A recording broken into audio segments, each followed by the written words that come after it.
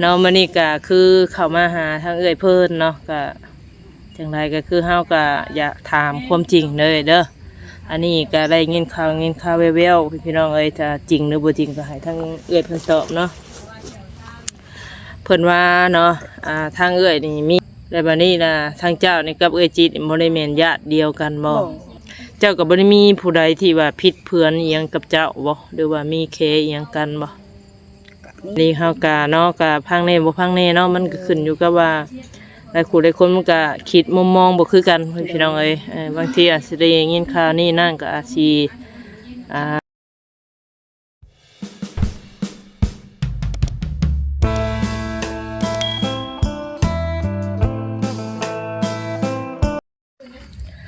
กราบทักทายสบายดี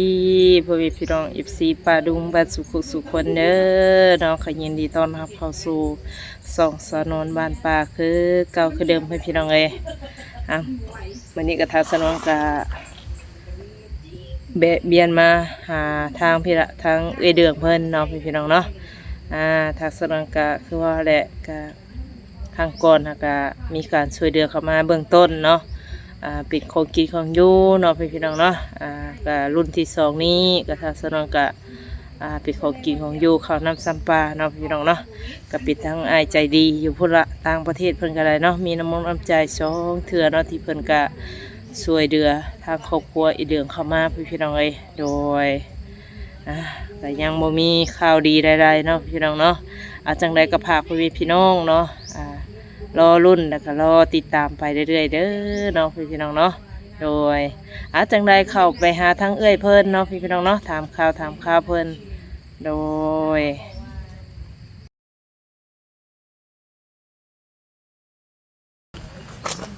เนาะสบายดีเอ้ยสบายดีโดยมานั่งอยู่ห่มนะพี่น้องเอ้ย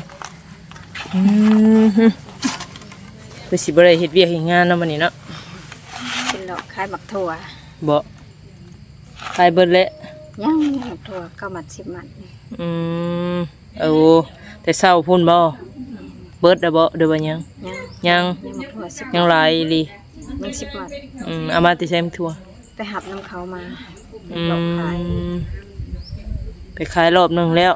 วันนี้สิไปรอบที่2มีแต่บักถั่วไปขายอย่างเดียวหน่อไม้ได้บ่ได้ไปหาบ่หน่อไม้ก็หาคือเก่าหาให้กระเจ้าสีคำๆเราไปหาปกติสิบ่ค่อยพอกันเนาะมื้อนี้ก็ได้พอกันพี่น้องเอ้ยเบียนมาพี่ละทางเฮือนไอ้จิตคือเก่าคือเดิมแต่ละมื้อก็มื้อละ40-50เนาะบ่ได้แก้ไปดีกว่าเฮามาหาบ่ได้หาหยังไปหาหน่อไม้ก็ไปคนเดียวเด้ไปกับลูกไปหับลูกอยู่โรงเรียนแล้วก็ไปเลยมื้อนี้ได้สิบ่ได้ไปบ่พ่อน้อยมื้อนี้เลือดดังเพิ่นออกแม่ไปหับมาแต่เพลโอ้ก็เลยมาซะก่อนดิย่างมาหาเลยโดยชื่อยังก็เจ้าชื่อแบงฮะชื่อแบงอายุจักปี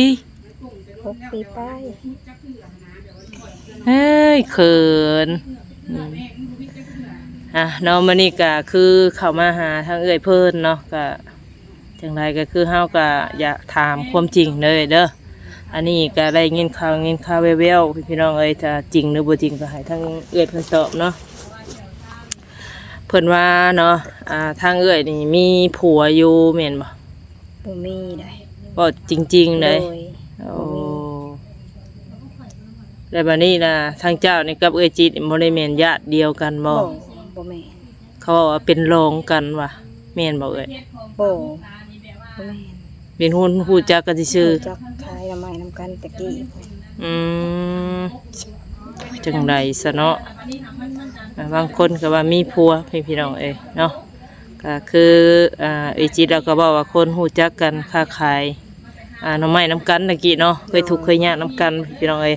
วันนี้ทั้งเอ้ยแล้วนี่เดือดร้อนได้บ่มีที่ไปเนาะบ่มีบ่อนเพิ่งพาอาศัยก็เลยมาอาศัยทางเอ้ยจิตอยู่พี่น้องเอ้ยเนาะกรณีกับทางสนวนก็ได้คำตอบจากเอ้ยจิตแบบนี้เนาะ แต่มื้อนี้มันก็ได้ยินข่าวเข้ามาแล้วก็มันก็จักแนวไรหันนะทางเฮาก็ได้ก็เลยอยากถามจากใจเจ้า แต่นี่เรื่องจริงเนาะ โดยเดือนจริงบ่ อื บ่ ม มีผัว อืมเจ้าก็บ่ได้มีผู้ใดที่ว่าผิดเพื่อนอีหยังกับเจ้าบ่หรือว่ามีเคอีหยังกันบ่ ก็มีอยู่ เคยมีอยู่บ่โอ้อืมนั่นแหละเฮาก็เลยว่าเอ้ามันแม่นบ่ว่าอันทางเอื้อยเราสิตัวทางที่เราเว้าว่า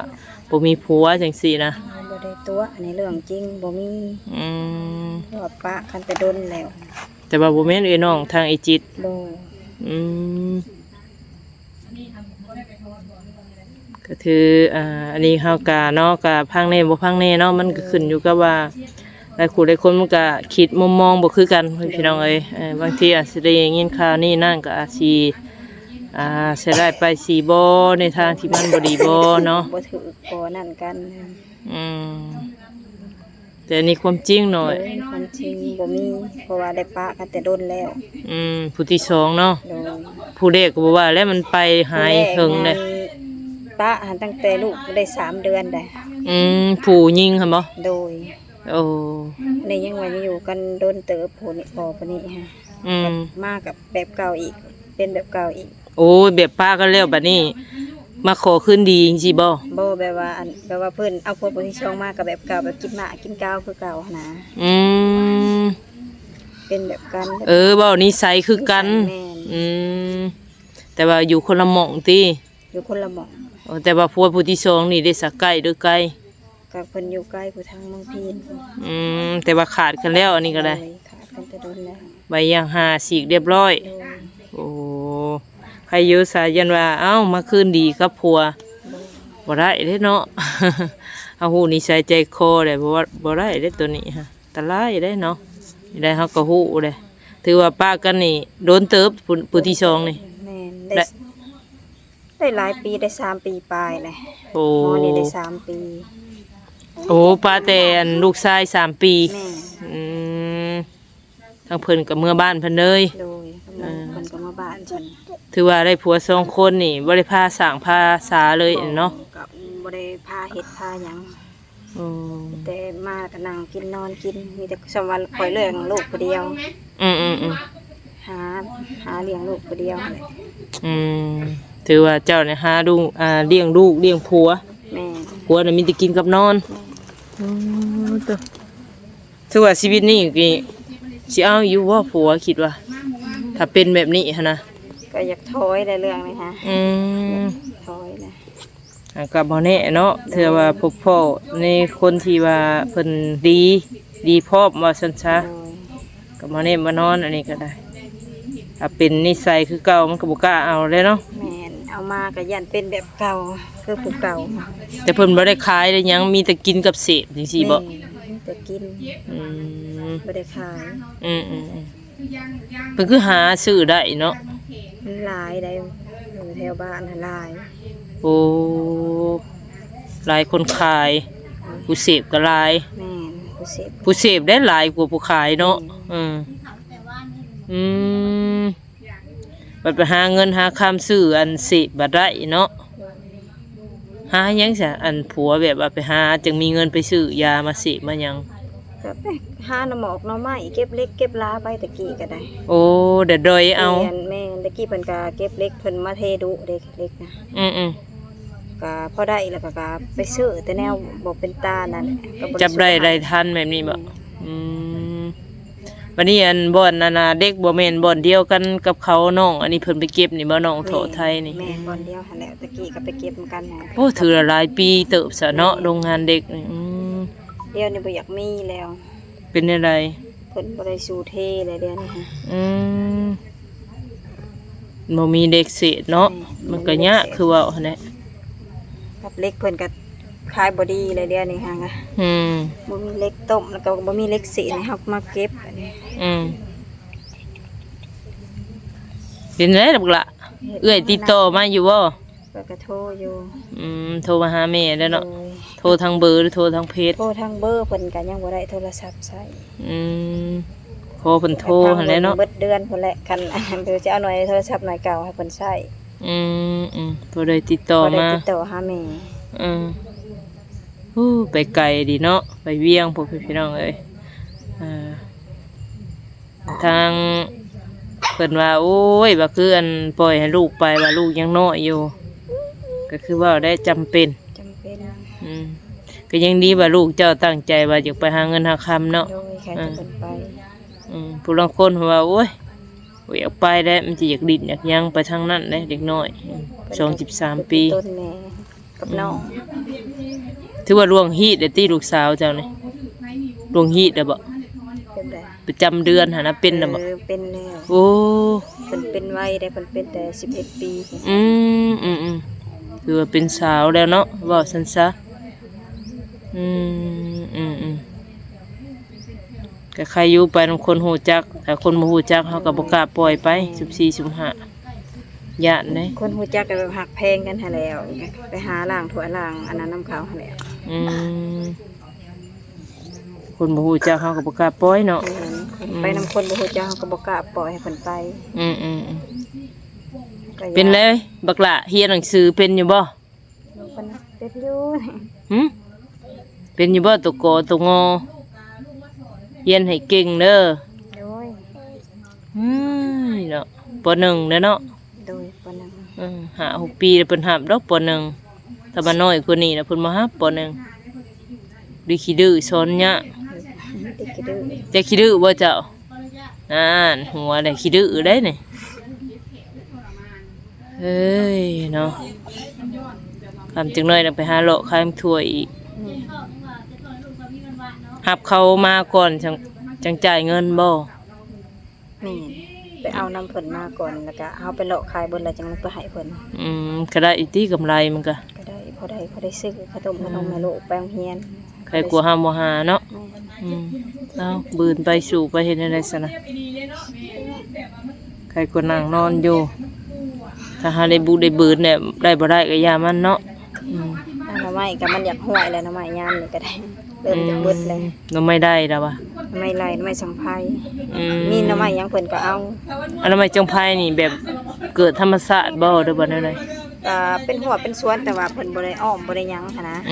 แบบน้ำห้วยน้ำหยังเนาะเพิ่นก็บ่ว่าหยัง เพิ่นก็บ่ว่าหยัง อืมอืมอืมเป็นได้นอนกลางคืนฮ้อนบ่นี่บ่มีพัดลมบ่ บ่มี โอ้ยจิราบริต่อภัยมาให้ก็คือบุคอต่อนำแล้วคือว่าได้พัดลมบ่มีคือเก่าเนาะ ต่อก็บ่มีพัดลม เออเปิดอันผ่าแน่เนาะ โดย อันนี้ก็ปวกกินได้ฮะตีนอันนี้จะ ปวดมันหมดนะเคาะอยู่มันก็ขึ้นคือเก่า ส่วนนั้นก็ค่อยเห็นอยู่ปวกค่อยว่าสิบอกเจ้าละดื่มเนี่ยส่วนทางนั้น ตื่นมากก็มีแต่ล้างถ้วยล้างบงแล้วก็เล่นไปหาหน่อไม้อีกกันบ่ได้ชูอยู่ ถ้าไปแต่เลิกเตอะบ่ไปหาหน่อไม้ แต่เด้อก็เฮาไปสวนแล้วก็บ่ทันเพิ่นเขา จักโมง ไปคนหาไปแต่5 โมงปลายพุ่นแหละ อ่า เพื่อเฮาอ จ้ะ อกเมื่อพุ่นดิ ปลุกเอาบ่ลูก แม่น ตื่นแต่เลิกดีน้องพุ่นละ เอาเตรียมเพิ่นเลยเตรียมเครื่องเตรียมของให้เพิ่นไปโรงเรียนเพิ่นเลย คือว่าในถ้าห้ามบ่ไปแบบบ่ทันโมงเนาะบ่ไปแต่เช้าคือว่าแน่ ไปช่วยหลายก็บ่ทันเพิ่นก็หาเบิด จำเป็นก็ต้องไปสู่ไปเฮ็ดอะไรซะมันก็ถือว่าเนี่ยมันต้องย้ายหม่องย้ายบอนไปเรื่อยๆเนาะหาหน่อไม้ก็สิไปที่หม่องเก่ามันก็บ่ได้แล้วคือว่าได้เฮาหาเบิดแหละ เขาไปเขาชวนไปใช้กับไปน้ำเพิ่นมีหมู่ชวนไปแถวบ้านก็ไป ชวนไปกุจิโลอยู่แถวหาเขาสร้างก็ไปหาหนองไม้ก็ไปนะ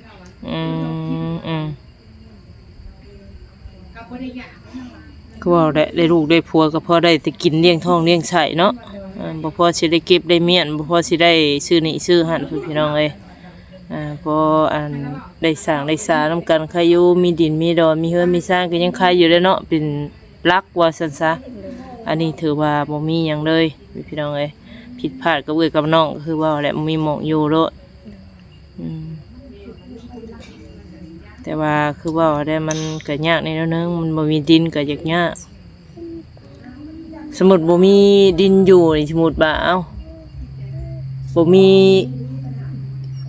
บ่อนอาศัยซะไปต่อไปนี่เจ้าสิอยู่ได้สำาได้อยู่กับเอื้อยจิตนี่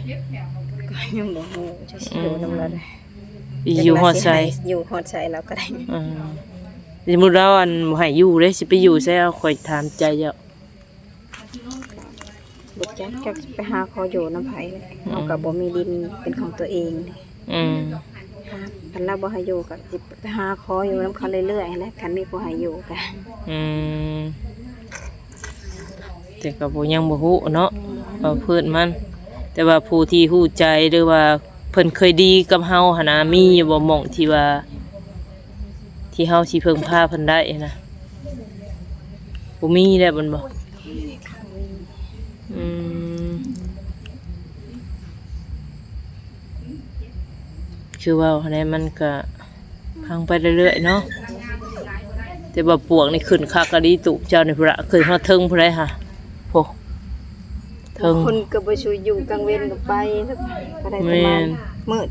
มื้อใดก็มามืด เคาะในเด้อระวังมันขู่ใส่อันตาได้เนาะล่ะ คุแล้วมื้อนั้นก็คุเสยตาไปเพิ่นให้ บ่ปวกขาวใช่มั้ยจ๊ะ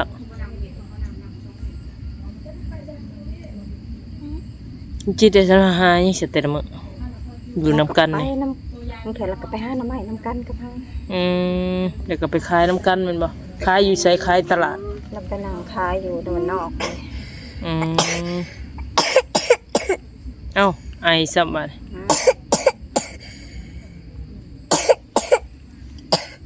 เอาอยากนอนไปนอนไปปักละไปนอนไป นอนใช่น่ะ นอนเตียงบ่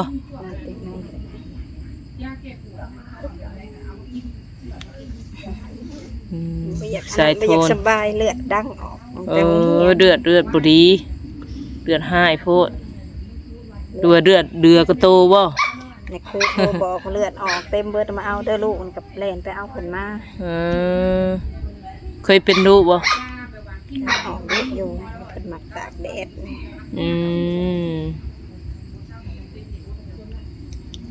ใครอยู่ยังอุ่นใจบ้านผู้ลูกสาวไปหาทางนั้นเนาะ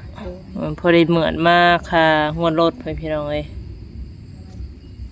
งวดรถก็ยัง6 เดือนสิพ่อจะบอก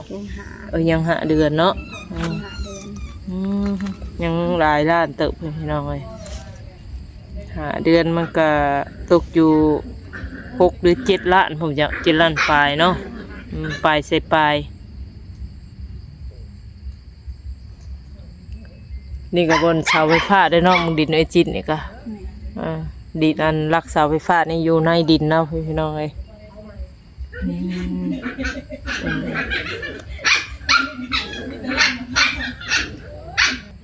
อ้ยอยากนอนแบบบ่กะไปนอนให้แม่ไปก้มบ่